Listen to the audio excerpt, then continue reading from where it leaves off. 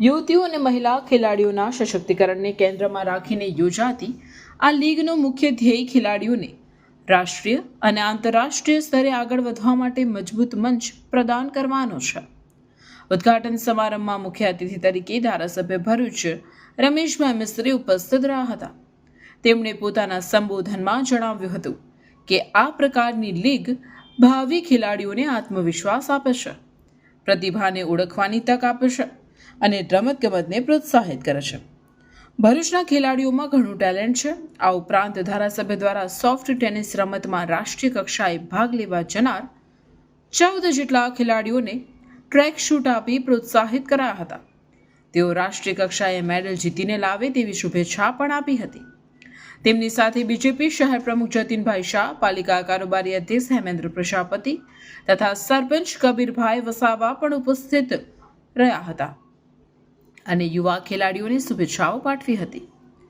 અસ્મિતા Khelo India soft tennis league tournament સમગ્ર ગુજરાતમાં અમદાવાદ અને ભરૂચ એમ 2 જગ્યાએ પસંદ કરવામાં આવેલ છે, જેમાં સુરત, વડોદરા અને ભરૂચની મહિલા ખેલાડીઓએ ઉત્સાહપૂર્વક ભાગ લીધો હતો.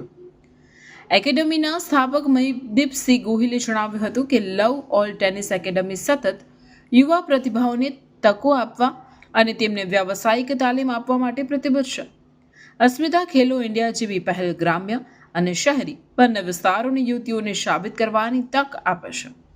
અસ્મિતા Khelo India soft tennis league match દ્વારા સમગ્ર જિલ્લામાં રમતગમત માટે સકારાત્મક વાતાવરણનું નિર્માણ થયું છે.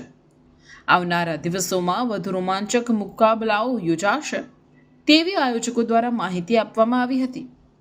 આ ટુર્નામેન્ટમાં અંડર 15 વય જૂથમાં ખનક પટેલ પ્રથમ અને દિત્યા સોલંકી દ્વિતીય ક્રમે રહ્યા હતા, જ્યારે પલ ચાવડા અને આહના પટેલે અનુક્રમે તૃતીય ક્રમે રહ્યા હતા. અંડર 17 વય જૂથમાં જીવિકા શાહ પ્રથમ અને વંશિકા દાલમિયા દ્વિતીય તથા ધર્મી પટેલ અને ખુબી જૈન અનુક્રમે તૃતીય રહ્યા હતા. ઓપન કેટેગરીમાં નિષ્ઠા ત્રિવેદી પ્રથમ અને આરજી ગોહિલ દ્વિતીય રહ્યા હતા. એ જ કેટેગરીમાં કૃપા પટેલ અને રચના જાદવ અનુક્રમે ત્રીજા ક્રમે રહી બ્રોન્ઝ મેડલ જીત્યા હતા. આ તમામ ખેલાડીઓને મહાનુભાવો દ્વારા શુભેચ્છાઓ આપવામાં આવી હતી.